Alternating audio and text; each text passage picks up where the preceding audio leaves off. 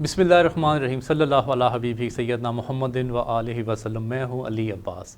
आज programme mentor में फिर मैं हाज़िर हूँ आपकी खिदमत में। और जैसा कि मैं अपने पहले प्रोग्राम से भी कह चुका हूँ, इस प्रोग्राम का मकसद है हम जितने भी हमारे टीचर्स हैं उनको खराज तहसीन पेश करना है, उनको याद करना है, और जो जो उन्होंने ज़िंदगी में वैल्यू ऐड की है और जिसकी वजह से इंसान किसी मुकाम पे पहुंचा है उसका तज़किरा अपने इस प्रोग्राम में करना है। पाकिस्तान में बहुत कम ऐसे प्लेटफॉर्म हैं जहाँ पे ये बात टीचर्स के हवाले से होती है।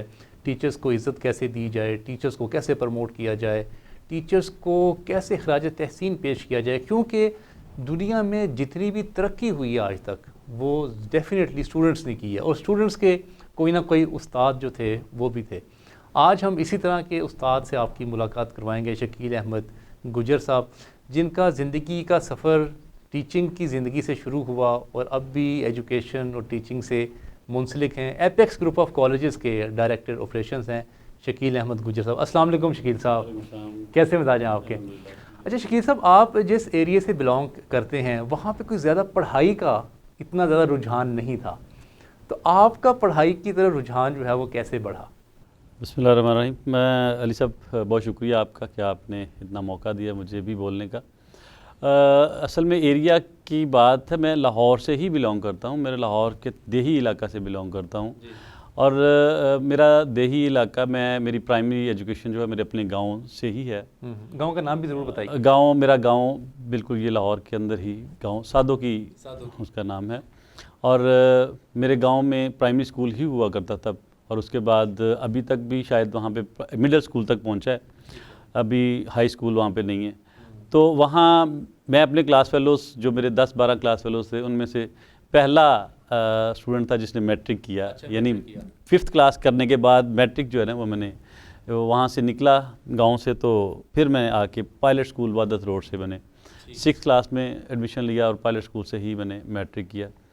तो उस इलाके में हमारे यहाँ एजुकेशन जो है ना इतनी ज़्यादा नहीं थी। मुझे एज था कि मेरी फैमिली जो है वो ज़रा अच्छी पढ़ी लिखी फैमिली थी। मेरे जो वालिद साहब थे, वो वालिद साहब हैं अभी माशाल्लाह, अल्लाह ताला उनको ज़िंदगी से तंदुरुस्ती दे। उनकी वो भी ग्रेजुएट थे, ला ग्रेजुएट थे। मेरे ताया, मेरे सारी फैमिली जो है ना वो गवर्नमेंट सर्वेंट थी। वो डायरेक्टर फिशेस थे मेरे ताया, और मेरे बाकी फैमिली भी सारी जो है ना वो हमारे गाँव की जो पढ़ी लिखी फैमिली जो थे, सिर्फ हमारी फैमिली थी। अच्छा, अब आपसे मैं ये पूछना चाहूँगा कि इस प्रोग्राम का मकसद ये है कि मैं ये चाहता हूँ शकील गुजर साहब कि हम आपके उस्तादों को याद करें जिनकी वजह से आपको खुदा ने आज ये मुकाम दिया है, हम उनको याद करेंगे। इस प्रोग्राम में आपकी हम कम बात करेंगे, आपके उस्तादों की ज़्यादा बात करेंगे। अब मैं ज़रा आपको रिवाइंड करके आपकी स्कूल लाइफ की तरफ लेके जाना चाहता हूँ कि मुझे ज़रा उन उस्तादों का ज़िक्र कीजिए जो जिनसे आप बहुत मोटिवेट हुए, जिन्होंने आप में कोई शफ़क़त दी, जिनकी वजह से आप में तड़प पैदा हुई आगे बढ़ने की। उस्तादों में सबसे पहले तो मैं अपने प्राइमरी टीचर्स की तरफ जाऊंगा, क्योंकि मुझे जो डिसिप्लिन, जो चीज़ें, जो बातें मुझे अपने प्राइमरी टीचर्स से मिली। मेरे टीचर थे मास्टर फ़रोज़ुद्दीन साहब, जो हमारे प्राइमरी के टीचर थे। कौन सी क्लास में पढ़ाते थे आपको? वो जो अब तो वो क्लासेस है ना, प्ले ग्रुप और नर्सरी, केजी, उस वक्त कच्ची पक्की पहली दूसरी, कच्ची पक्की पहली दूसरी, यानी वो कच्ची पक्की की जो क्लासेस हैं उनकी मैं बात करता हूँ कि वहीं से ही मास्टर फ़रोज़ुद्दीन साहब हमें लेके चलते थे। और उन्होंने मैंने उनके पास से डिसिप्लिन सीखा, यानी बचपन से डिसिप्लिन सीखा। वो जो किया करते थे इमला, जिसको हम आजकल शायद बच्चे नहीं करते हैं, तख्ती लिखते थे, तो हैंड राइटिंग उससे बड़ी होती थी। तो वो मेरी आज तक मेरी जो हैंड राइटिंग जो इमला थी तख्ती लिखने में, कभी कोई गलती नहीं निकली थी। मुझे बड़ी अच्छी तरह से याद है कि मास्टर साहब के पास उनके कोई दोस्त कोई थे, जैसे आजकल हम अपने दोस्तों के पास जाते हैं, तो वो भी टीचर थे शायद कहीं, तो उनसे मिलने आए तो उन्हें कहते जी कि मैं शायद उस वक्त 3री क्लास में था। तो वो उन्हें कहते, लो जी मैं ज़रा देखता हूँ आप मास्टर साहब, उनके दोस्त थे, फ्रैंक थे, उनके साथ मजाक कर रहे थे कि आपके बच्चे पढ़ाए हुए, मैं चेक करता हूँ कि क्या पढ़ाया आपने, क्या किया। उन्होंने कहा जी देख लो, कर लो। अब छोटे 3री-4री क्लास के बच्चों को वो क्या करें, उन्होंने कहा जी इनको इमला लिखवाते हैं। उन्होंने इमला लिखवाई, हमने तख्ती के ऊपर वो कलम दुआत के साथ इमला लिखी। तो मुझे जो है ना पूरी इमला में कोई मेरी गलती नहीं निकली, बाकी लोगों की निकली, जो हमारे 10 या 12 स्टूडेंट थे उनकी निकली, लेकिन मेरी कोई गलती नहीं निकली। तो तब जाके उन्होंने मुझे उस वक़्त, वो जो उनके दोस्त थे, उनके फ्रेंड थे, 50 पैसे जो 8 आने जिसको कहा जाता था, वो उन्होंने मुझे गिफ्ट किया, उस वक़्त मुझे इनाम दिया। तो मेरा ख्याल है कि मैंने अभी भी वो 8 आने जो है ना वो रैप करके, तो अपनी जो संदें हैं मेरी मैट्रिक की या उसके बाद की, उसके साथ वो भी मैंने रखे हुए हैं कि वो मुझे उस वक़्त मिले थे जब मैं 3 क्लास में था। तो उनसे मुझे जो मेरे टीचर्स हैं वो मास्टर फ़रोज़द्दीन साहब हैं, उन्होंने हमें डिसिप्लिन सिखाया।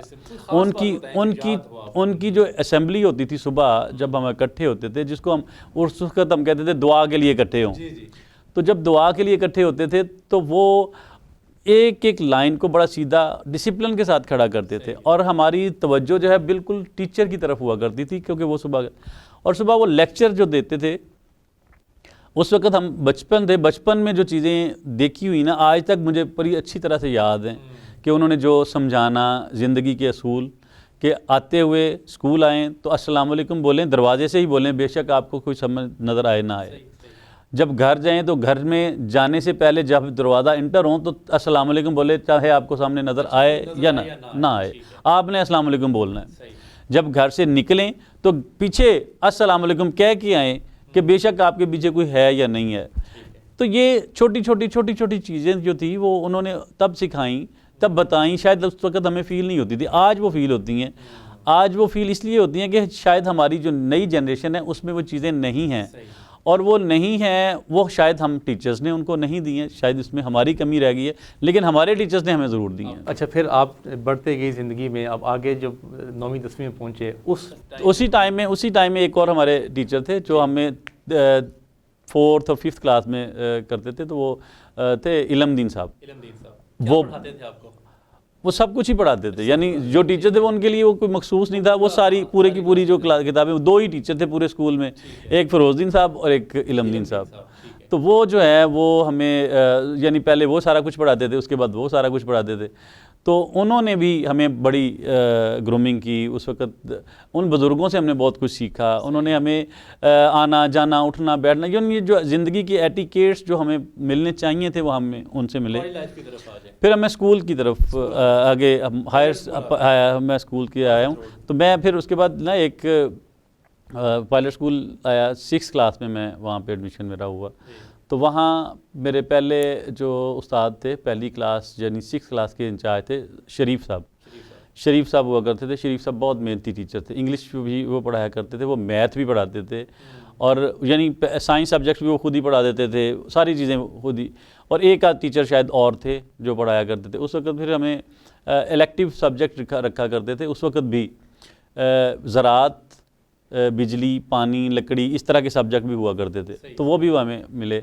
तो उनसे भी हमने बहुत कुछ सीखा। शरीफ साहब जी शफ़क़त करने वाले थे, बहुत मोहब्बत करने वाले थे। वो शरीफ साहब जो थे 6th क्लास में हमारे इंचार्ज थे, तो वो बड़ी मोहब्बत करते थे, बड़े प्यार करते थे। उन्होंने, क्योंकि हम लोग देही इलाके से वहाँ पायलट स्कूल एक शहर में आए, और सेंट्रल मॉडल स्कूल के बाद उसका 2nd नंबर तकरीबन लिखा जाता था कि जो पायलट स्कूल में जिसका एडमिशन हो गया वो बड़ा अच्छा इंटेलिजेंट स्टूडेंट है। तो हम भी उन इंटेलिजेंट स्टूडेंट्स में शामिल हुए।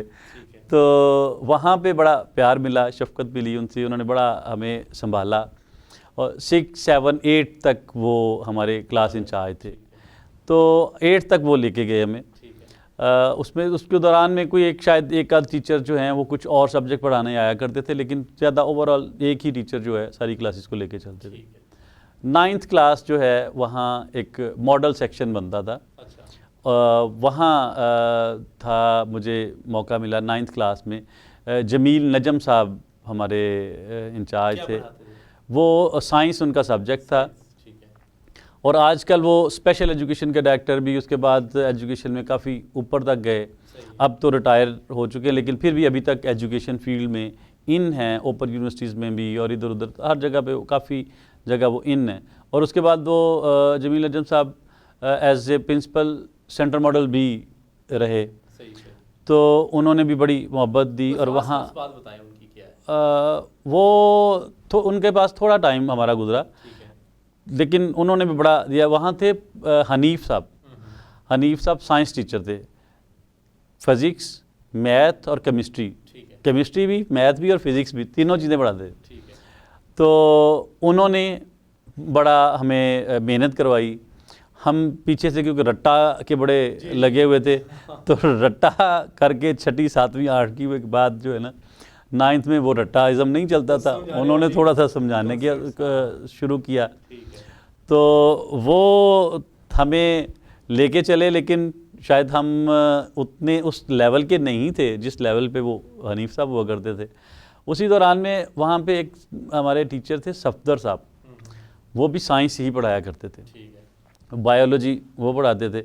और कभी कभी हनीफ साहब की गैर मौजूदगी में वो जो है ना वो चले गए। और वहाँ एक और हमारे टीचर थे, बड़े रिनाउंड पर्सनैलिटी थी पायलट स्कूल की, चौधरी नवाबुद्दीन साहब।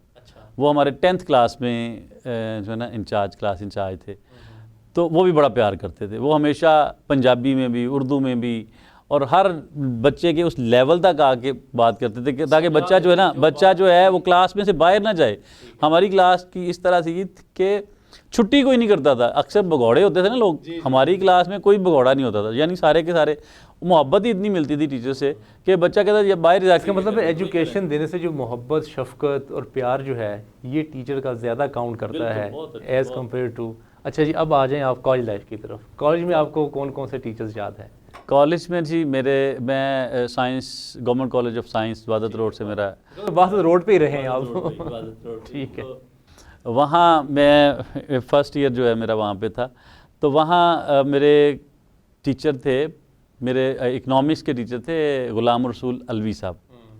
वो हमारे वहीं पे कॉलेज के, उनके बेटा भी मेरा दोस्त था, वो थे। और एक हमारे आफ्ताब साहब थे, प्रोफेसर आफ्ताब साहब, वो हमें पॉलिटिकल साइंस पढ़ाया करते थे। फिर इकनॉमिक्स पढ़ाया करते थे हमें सईद खान साहब। ठीक है। को ख़ास बात बताएं ना इनकी, जो आप जिन आपकी लाइफ शेप अप किसने की असल में, वो टीचर? मैं असल में ना, मैं हूँ बेसिकली, मैं तरह ना स्पोर्ट्स मैन था, देहाती था। तो स्कूल में जाके भी मुझे जो स्कूल के टीचर्स थे ना, पीटी टीचर, उन्होंने पकड़ लिया। हमें जिस भी एक्टिविटी में फेंकते थे हम कर जाते थे। तो वो वहाँ से स्पोर्ट्स का थोड़ा सा होगा। तो वहाँ आके भी पायलट स्कूल से निकले तो साइंस कॉलेज, वहाँ भी जो हमारे सीनियर्स थे। कौन सी स्पोर्ट्स करते थे आप? मेरी रोइंग थी, गेम रोइंग, कश्ती रानी जो है वो गेम। कश्तियाँ मैं अक्सर देखता हूँ वो नहर के दरमियान में भी पड़ी होती थी कश्तियाँ, वहीं चलाते थे आप? ही चलाते, वहाँ भी चलाते थे। तो साइंस कॉलेज में ना हमारे टीम के कैप्टन हुआ करते थे आप? नहीं, मैं कैप्टन नहीं था, लेकिन प्लेयर था। हमारे जो सीनियर थे वो बड़े पाकिस्तान का नाम उन्होंने बनाया, राना मुजाहिद जो थे, वो ओलंपियन भी रहे, सेफ गेम भी खेली उन्होंने। और पाकिस्तान के लिए बड़ा नाम जो था रोइंग का, राना मुजाहिद थे, वो उसी साइंस कॉलेज के थे। उस साइंस कॉलेज के उन राना मुजाहिद की वजह से साइंस कॉलेज की जो रोइंग टीम है ना, वो बड़ी स्ट्रॉन्ग टीम हुआ करती थी। तो उन्हीं को देख के ही मुझे शौक़ हुआ। और मेरे बहुत सारे दोस्त हमारे साथ ही थे, अब भी आजकल बड़ी अच्छी गेम कर रहे हैं। और उसके बाद गेम बेस पे ही पाकिस्तान पुलिस में भी हैं, कस्टम्स में भी हैं, इनकम टैक्स में भी हैं, FIA में भी हैं, वापडा में भी हैं। इस वक्त वो सर्विसेज कर रहे हैं जो गेम बेस पे। अच्छा शकील गुजर साहब, जो गेम करते हैं, जो स्पोर्ट्स करते हैं, ख़ास तौर पे रोइंग एक बड़ी जान लगाने वाली गेम है। आपकी बाजू, आपकी टांगे, आपको सारा बॉडी, आपको बड़ा ज़ोर लगता है। तो वो तो बड़े स्लिम और फिट और स्मार्ट होते हैं वो लोग। तो आपने ये वज़न जो है ये कैसे इतना गेन कर लिया? मैं वही गेम छोड़ने के बाद गेम किया। जब तक गेम करते थे तब तक मैं स्लिम स्मार्ट था। अगर मैं पुरानी अपनी तस्वीरें देखूं या उनमें देखूं तो मैं बड़ा स्लिम स्मार्ट था। स्पोर्ट्स जो है, जब तक गेम करते रहे रेगुलर, तब तक एक्सरसाइज रेगुलर करते रहे। तो इंटरमीडिएट के बाद ना जी वहाँ पे गेम की। फिर हमें डिपार्टमेंट्स ने ऑफ़र्स की कि आप हमारे पास आएँ। तो हमने पुलिस डिपार्टमेंट ज्वाइन कर लिया। पुलिस डिपार्टमेंट ज्वाइन किया। फिर उन्होंने जो हमारे साथ वादे वईद किए थे वो पूरे नहीं किए थे हमने। फिर वो वादे ही किया जो पूरा हो गया। हाँ, तो वो हम छोड़ गए। फिर दोबारा से पढ़ना शुरू किया। अच्छा, पुलिस में आप एज अ कांस्टेबल ड्यूटी नहीं की कभी आपने? ड्यूटी नहीं, उन्होंने स्पोर्ट्स के लिए हमें वहाँ पे किया। तो फिर वो 8 माह भी आपका दिल भर गया पुलिस से? वो उन्होंने का जो ट्रेनिंग करें, चैम्पियनशिप हुई, पुलिस जो है उन दिनों में जो ये गालिबन मुशर्रफ दौर होगा। नहीं, मुशर्रफ दौर से पहले जी, 1992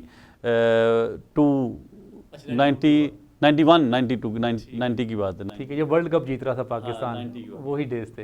हाँ जी, 86 में मैंने मैट्रिक किया, 89 में। अच्छा, अब आपने पहली क्लास आपने कब पढ़ाई अपनी ज़िंदगी में, और ये पढ़ाने का जो आपका इत्तेफाक है ये कैसा हो गया? मैंने पहली क्लास जो बीइंग ए पीपल टीचर जिसको हम कहते हैं वो पढ़ाई मैंने सेंट्रल मॉडल स्कूल में। तो वहाँ education college, government college of education जो है, मैं वहाँ पे बीएड करने के लिए वहाँ गया। तो ये है 92 की बात है, 93 की बात है। 92-93 में मैंने वहाँ से बीएड किया। तो उन दिनों में जब, क्योंकि वो वहाँ शॉर्ट टर्म और लॉन्ग टर्म की क्लासेस मिला करती थी, तो मुझे पहली क्लास उन्होंने टीचर्स ने दिया कि ये लेक्चर डिलीवर करना है और ऐसे ऐसे, वो एक प्लानिंग होती है पूरी।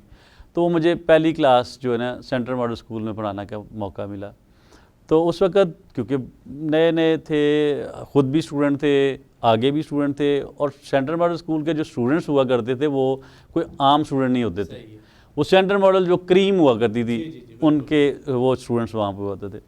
तो जब मैं पहली दफ़ा, हमें बड़े बताया जाता था कि जैसे आप प्रेजेंटेशन देते हैं, हम चार्ट लगाते हैं और ये करें वो करें। उस वक्त सिंपल चीज़ें होती थी, मल्टीमीडिया नहीं होता था, वाइट बोर्ड, वो ब्लैक बोर्ड होता था, चाक के साथ हम करते थे। और जो चार्ट्स बनाया करते थे वाइट चार्ट पे मार्कर के साथ, वो बना के हम उसकी दीवारों पे हम चश्मा करते थे, वहाँ पढ़ाई। तो जब पहली दफ़ा क्लास में गया ना, तो क्योंकि वो स्टूडेंट्स थे बड़े इंटेलिजेंट, हम भी अपनी तैयारी के साथ पूरी के साथ गए। जब मैं गया तो 40 मिनट की क्लास होती है, तो मेरा ख्याल है कि मेरे से 8 से 10 मिनट जो है ना मेरी बस हो गई। 10 मिनट में मटीरियल था, 10 मिनट में मेरी क्लास को देख के मैं जो ना कंफ्यूज हो गई। लेक्चर जो तैयार किया था, बड़े मैंने प्लानिंग की हुई, वो 8-10 से ख़त्म हो गया। उसके बाद क्या हुआ फिर मैंने उनके साथ गप्पे लगाने की कोशिश की, लेकिन वो गप्पे भी कितनी देर लगे, वो कौन से मेरे पुराने दोस्त थे, उन्होंने मुझे ना बस फारग कर आउट कर दिया। मैं बड़े आराम से अपने चार्ट लपेट के बाहर। अगले दिन फिर क्लास थी, सेम वही क्लास थी। मैंने अपने जो सारे साथी क्लास फेलोज थे, वो उनमें से पूछा, मैंने कहा यार क्या, मैंने अपने टीचर्स से जाके मैंने बताया जो कि सर मैं आज क्लास में ये हुआ। उन्होंने मुझे अपने टिप्स दिए कि आप कल जाके आपने ये करना है। वो टिप्स वो भी मैंने लिए। एक दो दोस्तों से रिक्वेस्ट की, यार आप ना मेरी क्लास में पीछे बैठना, क्योंकि मेरे क्लास में जो डिसिप्लिन है ना वो नहीं रहता। तो आप ज़रा पीछे से डिसिप्लिन करना, मैं उतनी देर में ना अपना लेक्चर डिलीवर कर लूँगा। तो मैंने बड़ी कोशिश की, बड़ी मुश्किल के साथ मैंने 40 मिनट जो है ना वो गुजारने की कोशिश की। अच्छा, 40 मिनट बड़ी मुश्किल से गुजरते? बड़े मुश्किल से, वहाँ बड़ी मुश्किल से गुजरते थे। अब तो अल्हम्दुलिल्लाह 40 का पता ही नहीं चलता कि 40 गुजर रहे हैं, टाइम ही नहीं पता चलता कि 40 गुजरे हैं या कितने। ये आपका पहला इंटरेक्शन था पहला। वैसे ये भरपूर आपको एज इट इज़ याद है? मुझे बड़ी अच्छी तरह से याद है। और उसके बाद जो है फिर हमें शॉर्ट टर्म ये तो थी, यानी 1.5-2 महीने के उस कोर्स के बाद ना ये मिलती थी। फिर थी लॉन्ग टर्म, साल के बाद मिलती।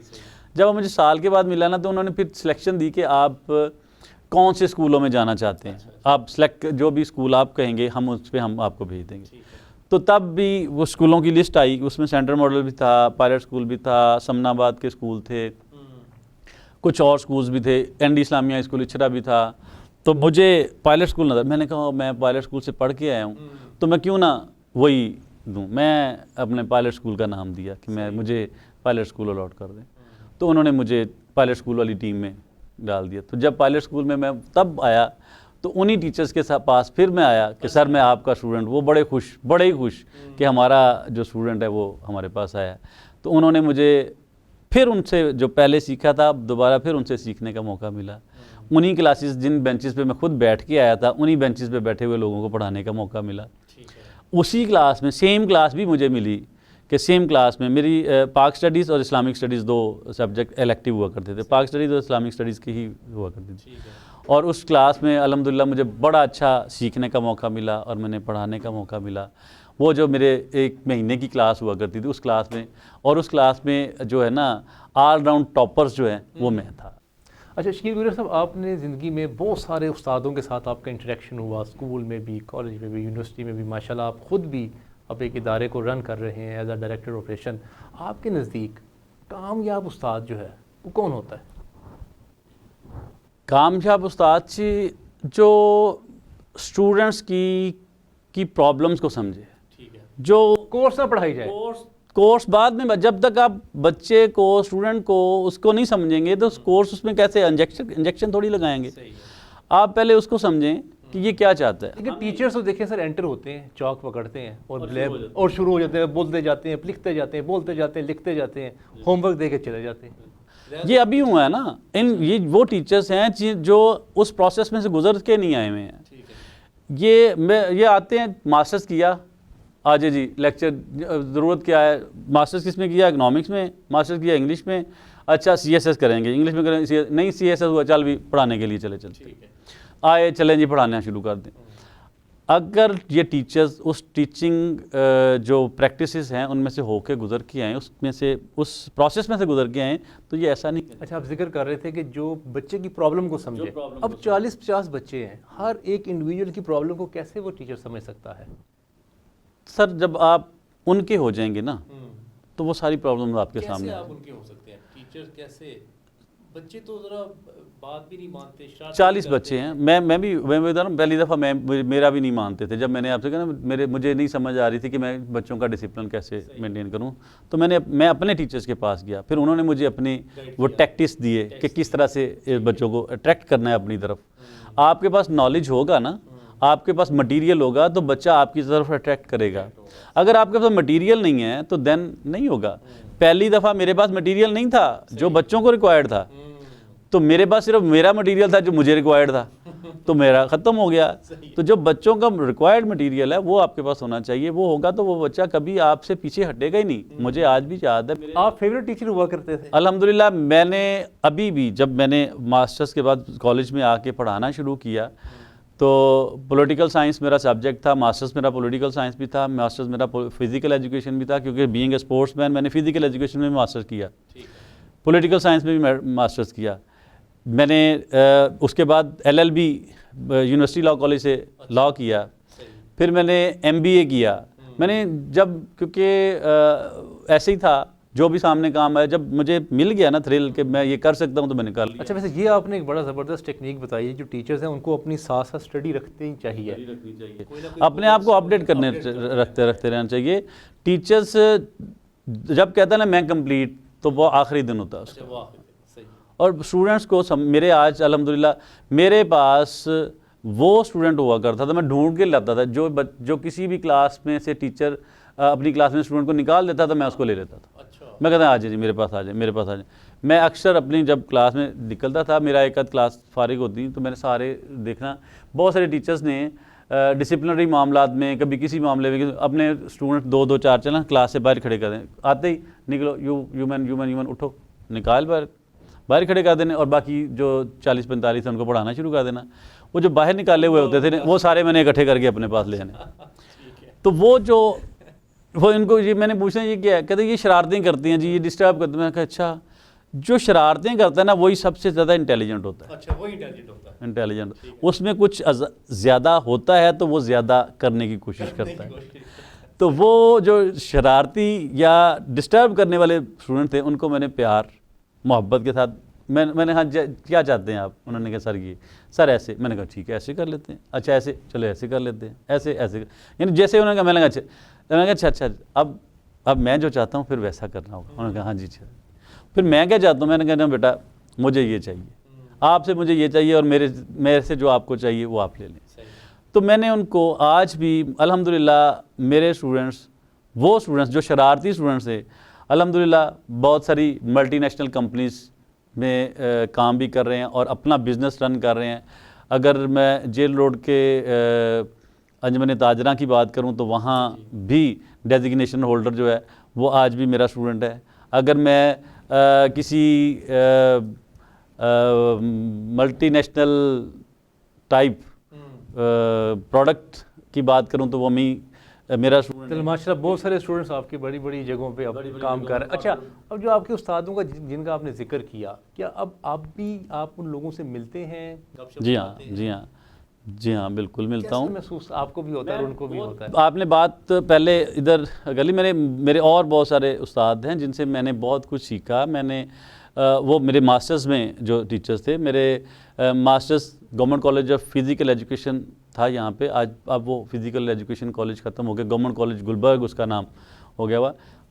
बर्रे सगीर का सिर्फ एक ही कॉलेज हुआ करता था, जो कि government college of physical education होता था। फिज़िकल एजुकेशन का बर्रे सगीर का एक नाम। और मुझे जब मैं उस वक्त उस कॉलेज में था, 1996 की बात है, 96 में मैं मास्टर्स के लिए वहाँ पे गया, तो वहाँ जो अच्छे स्पोर्ट्समैन हुआ करते थे वो फिज़िकल एजुकेशन मास्टर्स करने के लिए वहाँ आते थे।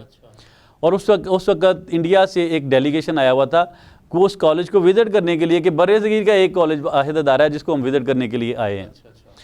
तो अब हमारी गवर्नमेंट का हाल देखें, कि हम लोगों का हाल देखें कि हमने उस फिज़िकल एजुकेशन के उस इदारे को ख़त्म कर दिया और उस इदारे को आम जनरल कॉलेज बना दिया।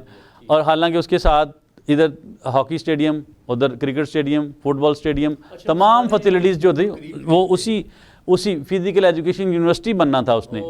तो दो उसको हमारे जो सियासी मामलात हैं उस पर की जद में आके वो ख़त्म हो गया। वहाँ मैं बात करूँ, वहाँ मेरे उस्ताद थे शफ़क़त रसूल साहब। वो जैसे नाम शफ़क़त, उससे बढ़ के उनकी शफ़क़त और शफ़ीक, उनसे मैंने बड़ा कुछ सीखा।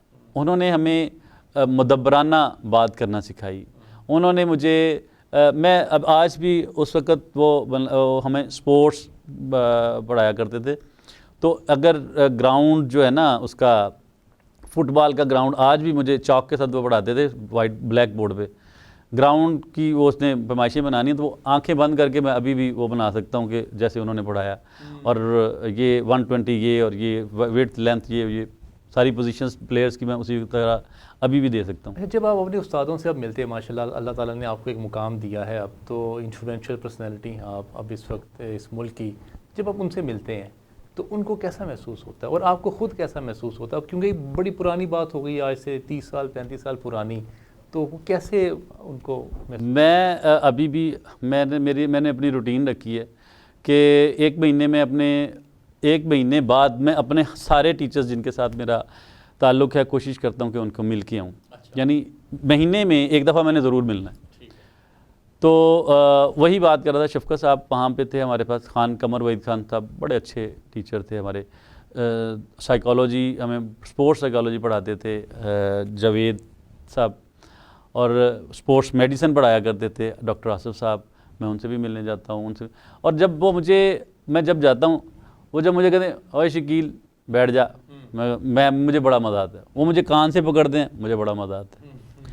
अभी भी मुझे बैठ जा, मैं बैठ गया हूँ। मैं अभी भी जाके अल्हम्दुलिल्लाह अल्लाह का ताला का एहसान है कि मैं अभी भी जाके उनके घुटनों को हाथ लगाता हूँ।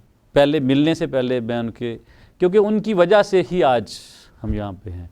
तो अभी जो स्टूडेंट्स अब पढ़ते हैं वो तो बहुत कम ऐसे होते हैं जो कि अपने उस्तादों को मिलते हैं जाके। और शकील साहब, बहुत सारे उस्ताद भी अब कम हैं जो याद रह जाएं। मेरे ख्याल से जो उस्ताद आपको 30 साल के बाद भी याद रह गया है ना, इवन उसका नाम याद रह गया है, इसका मतलब है उसने कोई ना कोई वैल्यू आपकी ज़िंदगी में ज़रूर ऐड की है। उसने कुछ आपको एक्स्ट्रा दिया है। उसने आपकी ज़िंदगी में किताबें नहीं दी आपको, किताबों के अलावा ज़िंदगी कैसे गुजारनी है, जब आप ऑर्गेनाइजेशन में जॉब करनी है तो जॉब कैसे करनी है, डीलिंग कैसे करनी है, इवन के घरेलू मामलात में आपने डीलिंग कैसे करनी है। जो उस्ताद ये चीज़ें सिखाता है उसके साथ स्टूडेंट ज़्यादा अटैच हो जाता है। जो किताबी पढ़ाई में लगे रहते हैं वो कोई बहुत ज़्यादा इम्पैक्ट नहीं डाल पाते। अच्छा, अब जब आप इंटरव्यूज़ करते हैं, मैं ज़रा एपेक्स की तरफ आ जाऊँ, जब आप इंटरव्यूज़ करते हैं आप लोगों के, बहुत सारे टीचर्स के भी आप करते हैं, मैनेजमेंट स्टाफ के भी, एडमिनिस्ट्रेशन स्टाफ के भी, आप कौन सी 3-4 क्वालिटीज़ देखते हैं कैंडिडेट में जब आप इंटरव्यू किसी का कर रहे होते हैं?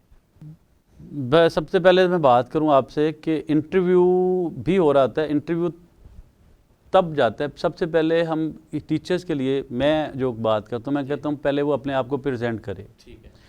डेमो जिसको कहते हैं आजकल, सब्जेक्ट से रिलेटेड आए वाइट बोर्ड पे। उसमें आप क्या क्या जज करते हैं फिर उससे? मेरे थोड़ा और ऐड कर दूँ, मेरे एक उस्ताद थे, उस्ताद हैं अल्लाह पाक उनको ज़िंदगी से तंदुरुस्ती थे, इरशाद हुसैन नकवी साहब। आप भी शायद मिलो, उर्दू के टीचर थे। उनके हाथ की राइटिंग जो है ना वो खताबत करने वाले किताबत करने वाले उस तरह की थी। आज भी उनके हाथ का लिखा हुआ जो ID कार्ड, जो शनाख्ती कार्ड 3 परतों वाला, जब 25 पैसे हुआ करता अर्बन ट्रांसपोर्ट वाला, मेरे पास अभी भी मौजूद है, मैंने रखा हुआ है कि ये उनके हाथ का लिखा हुआ है, मैंने अपने पास संभाल के रखा हुआ है। उस तरह की जो राइटिंग है ना, क्योंकि मैंने वो राइटिंग देखी है, तो मैं चाहूँगा कि मेरा जो टीचर मेरी बच्चों को पढ़ाएगा वो ऐसी राइटिंग हो उसकी। वो तो बड़ा अपने लेवल बढ़ा ये देखिए, उस लेवल को जाएंगे तो आप कुछ ना कुछ मिलेगा। अगर हमारा लेवल ही आपका नीचे होगा तो उस वहाँ तक आप कैसे पहुँच सकेंगे? तो उस लेवल की उसकी राइटिंग होनी चाहिए। तो मैं सबसे पहले, जब टीचर आता है ना, क्लास में एंटर होता है, आप बैठे हुए हैं, कोई भी आया है, तो टीचर जब आता है तो उसके स्टेपिंग से पता चल जाता है, कुछ अंदाज़ा होता है कि ये टीचर कैसा है, ये क्लास को किस तरह से रखेगा। उसकी स्टेपिंग जो होती है, पहली स्टेपिंग जब आके वो अपना, फिर वो आपके डाइस पे आके अपनी इंट्रोडक्शन करवाता है कि माय नेम इज़ फलां फलां फलां फलां, जो भी है ये किया, वो हल्का सा वो करने। उसके बाद उसको कहते हैं आप अपने सब्जेक्ट के जो भी टॉपिक आप डिलीवर करना चाहते हैं, जब वो सीधा होके तो उस वाइट बोर्ड को यूज़ करने शुरू होता है, तो वहाँ से उसका वाइट बोर्ड का यूजेज जो है ना वो पता चल जाता है। उसके अल्फाज जो वो लिख रहा होता है और वो जो प्रेजेंट कर रहा होता है, अल्फाज की और उसके प्रेजेंटेशन दोनों का कोऑर्डिनेशन जो है, वहाँ से उसका अंदाज़ा होता है कि ये क्या, कितनी ग्रिप है, इसकी कमांड क्या है। और देन उसके बाद उसके सब्जेक्ट के वाले से आप उसके ले लें, तो वहीं पहले तो वहीं से ही जिसको आना जाना है ना, वहीं से ही उसने, इंटरव्यू तो बाद में आना है ना, अभी तो उसने प्रेजेंटेशन देनी है अपने सब्जेक्ट की, तो तब उसने वहाँ से जज हो जाना है। तकरीबन 90% जजमेंट जो है ना वहाँ पे हो जाती है कि ये टीचर है। उसके बाद जब उसको उनमें से शॉर्ट लिस्टिंग के बाद आते हैं वो जो लोग, वो इंटरव्यू के लिए आते हैं। जब इंटरव्यू के लिए आते हैं तो इंटरव्यू में 90% वो नंबर पहले से लेके आया हुआ, 10% में से उसको कुछ देना है, सवाल उस वक्त उसकी देखा जाता है कि ये काम जज्बे के साथ करने वाला है या सिर्फ पैसों के लिए काम करने वाला है। जिस तरह का बंदा होता है वो उसकी लैंग्वेज से पता चल जाता है कि ये इसका इनकम जो है ना इसकी ज़्यादा होनी चाहिए, इसको पैसे ज़्यादा चाहिए, ये अच्छा रिज़ल्ट दे सकता है हमारे बच्चों को, इसको ऑनर ज़्यादा होनी चाहिए तो तब दे सकता है। यानी उसके उस इंटरव्यू में उसकी वो जजमेंट होती है, इसको जो सैलरी है वो चाहिए या इसको ऑनर चाहिए या इसको क्या चाहिए, वहाँ से अंदाज़ा हो जाता है कि ये टीचर जो हमारे बच्चों के लिए क्या देगा। अब बस आखिरी सवाल मेरा आपसे ये है कि आपने जब टीचर्स को हायर करना है, जब आप चाहते हैं कि आप उनकी प्रोडक्टिविटी बढ़ाएं, आप ये चाहते हैं कि जो टीचर आए वो एक अच्छा डिलीवर करे ताकि स्टूडेंट्स की पर्सनैलिटी भी ग्रूम हो, उनकी डेवलपमेंट भी हो। अच्छा, अब ये मसला ये है कि टीचर्स, कुछ लोग स्टार्ट करते हैं टीचिंग का काम और 20 साल 30 साल के बाद भी देखते हैं उन टीचर्स को कि वो उसी पुरानी मोटरसाइकिल पे वो टीचर ही होते हैं किसी उसी इदारे के, या इदारे वो एक आधा 500 2000 3000 की इंक्रीमेंट से वो इदारा चेंज कर लेते हैं। आपने भी माशाल्लाह से टीचिंग का सफ़र, अपना करियर का टीचिंग से शुरू किया, फिर आप टीचिंग करते करते आप वाइस प्रिंसिपल बन गए, फिर आप एक ज़माने में हेड ऑफ जो डिसिप्लिन कमेटी है वो आप बन गए थे, फिर आप एक ज़माने में हेड ऑफ स्पोर्ट्स बन गए, फिर उसके बाद वाइस प्रिंसिपल बन गए, फिर आप प्रिंसिपल बन गए, फिर आप प्रोजेक्ट डायरेक्टर बन गए, अब माशाल्लाह आप डायरेक्टर ऑपरेशन बन गए। तो ऐसा क्या किया आपने कि आपने ये मराहिल तय करते हुए आप इस मुकाम पे पहुँचे? सर बात यह है कि अंदर जो करज होती है ना, जुरत, उसके साथ ये काम चलते हैं और ये अल्लाह ताला की ख़ास अनायत होती है। बीइंग ए स्पोर्ट्समैन मैंने अपना कॉन्फिडेंस बिल्ड किया, तो मैंने एज ए डायरेक्टर स्पोर्ट्स भी काम किया, मैंने एज ए लेक्चरर क्लास भी पढ़ाई, मैंने क्योंकि वो मैंने पीछे से ट्रेनिंग करके आया था, स्पोर्ट्स मेरी अपनी थी, तो वो आ गया, दोनों चीज़ें साथ मिली। फिर मैंने ये आपने बात की कि कैसे यहाँ तक पहुँचे। जी, आपने आखिर ऐसा क्या किया कि आप इस मुकाम पे पहुँचे? बाकी वो टीचर ही रह जाते हैं 20-20 30 साल पढ़ाने के बाद भी। वो लोग जो है ना जी, वो सिर्फ पैसे इकट्ठे करते हैं। अच्छा। शायद ज़रूरत होती है, होनी भी चाहिए, ज़रूरत होती है। ये लाइटें चल रही हैं तो इसके पीछे बहुत सारी वो है एनर्जी, इसको मिलेगी तो ये चलेंगी, तो एनर्जी जो है वो वहीं से ही आएगी तो देन चलेगी। लेकिन कुछ चीज़ें होती हैं हमें उसमें से कुछ खर्च भी कर लेना चाहिए। जो हमारी इनकम आई है ना, उसमें से कुछ हम लोगों को भी लगा दें। उसके साथ भी वो तब आपकी कंपनी बनती है, दोस्ताना बनता है। आप बाहर बैठें, खाने खाएं, लोगों के साथ इन्वेस्ट करें। ये इन्वेस्टमेंट है, आपकी ज़िंदगी की इन्वेस्टमेंट है। आप दोस्तों के साथ अच्छा टाइम गुजारें, उनके साथ आउटिंग के लिए बाहर निकलें। जब आप आउटिंग के लिए निकलते हैं, नबी पाक सल्लल्लाहु अलैहि वसल्लम की कमी पेशी अल्लाह ताला माफ़ फरमाए कि सफ़र करें और खाना खाएं तो देन उसके बाद आगे दोस्ती का हाथ बढ़ें तो आपको ज़्यादा बेनिफिट्स मिलते हैं। तो वो सफ़र तो आप इसमें ज़्यादा इन्वॉल्व रहे, टूर से भी आप स्टूडेंट्स को लेके गए, तो आपने इसकी भी मैनेजमेंट करते थे। और जब मैं पढ़ते थे तो हमारी फिज़िकल एजुकेशन कॉलेज में हमारा तकरीबन कोई 18 से 20 दिन का हाइकिंग एक होता था हर साल में, बर्फ़ पे, हाँ बर्फ़ भी, और नारान कागान उन साइडों पे हमारे स्टूडेंट्स जो ना 2-2 250 स्टूडेंट का एक ग्रुप ट्रैक सूट के साथ बड़े डिसिप्लिन के साथ टारगेट दिया जाता था कि वहाँ पे हाइक करनी है और वहाँ हमारा खाना पहुँचा, वहाँ जो पहुँचेगा उसको खाना वहाँ जाके मिलेगा। तो वहाँ फिर हम बैठते थे 200-200 स्टूडेंट के साथ शरारतें करते हुए जाना आना, वो सारे। आज भी वो जो स्टूडेंट हमारे साथ हॉस्टल में थे, मुझे किसी भी पंजाब में क्या पूरे पाकिस्तान में कहीं पे भी जाने के लिए मुझे दिक्कत नहीं। अच्छा वहाँ जा मुल्तान मेरा वहाँ पे है, तो वहाँ पे कुछ स्टूडेंट बैठा है, मेरे क्लास फेलोज बैठे हुए, डीजी खान, मुल्तान, सरगोदा, आज़ाद कश्मीर, यहाँ तक के सिंध, बलूचिस्तान, उन कोयटा पे भी, यहाँ वहाँ पे भी मेरे क्लास फेलोज वहाँ मौजूद हैं। मुझे किसी की प्रॉब्लम नहीं होती। वो यानी बहुत सारे ऐसे दोस्त हैं जिनको प्रॉब्लम्स होती हैं, मेरे बहुत सारे कोलीग्स हैं, उनको वहाँ पे रेफरेंस नहीं मिलता है, और मुझे उन्होंने अपना वक्त नहीं लगाया हुआ, मुझे कोई रेफरेंस ढूंढना ज़रूरत ही नहीं पड़ती, मैं फ़ौरन मुझे क्लिक होता है कि मेरा वहाँ। शकील साहब आपके वक्त का बहुत बहुत शुक्रिया, मुझे बड़ा मज़ा आया आपके साथ गुफ्तगू करके। जैसा कि शकील साहब ने बताया कि सिर्फ पढ़ाने से आपकी डेवलपमेंट नहीं होगी, सिर्फ पढ़ाने से, लेक्चर देने से आपका मुकाम बुलंद नहीं होगा। टीचर्स को ये चाहिए कि वो अपनी ग्रूमिंग के लिए कुछ जो पैसा कमाते हों वो लोगों पे लगाना सीखें, लोगों पे लगाना खर्च करना सीखें, उनको खाने खिलाएं, मुख्तलिफ़ जगहों पे लेके जाएं।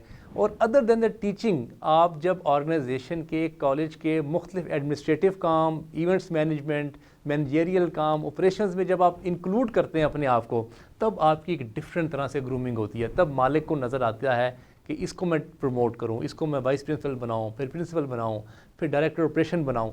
तो अगर आप लोग भी अपनी ज़िंदगी में तरक्की चाहते हैं तो जो सुनहरी बातें शकील गुजर साहब ने की हैं उस पर ज़रूर अमल कीजिएगा। इंशाअल्लाह ताला अगले प्रोग्राम में आपसे एक नए उस्ताद के साथ मुलाकात होगी। अल्लाह ताला हमें इल्म हासिल करने, उस पर अमल करने और दूसरों तक पहुँचाने की तौफीक अता फरमाए। अस्सलामु अलैकुम व रहमतुल्लाह।